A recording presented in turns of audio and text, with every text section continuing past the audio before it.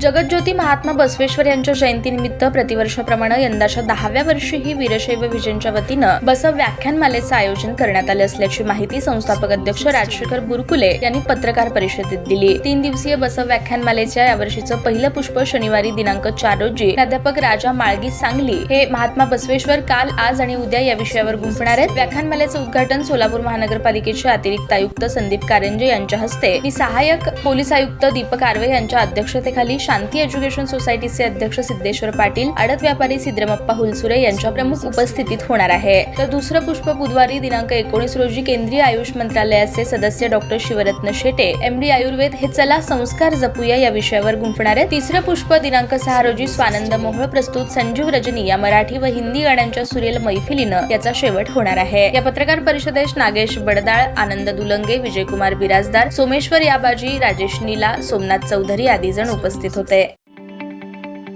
ताज्या बातम्या पाहण्यासाठी प्राईम महाराष्ट्र न्यूज चॅनलला सबस्क्राईब करा।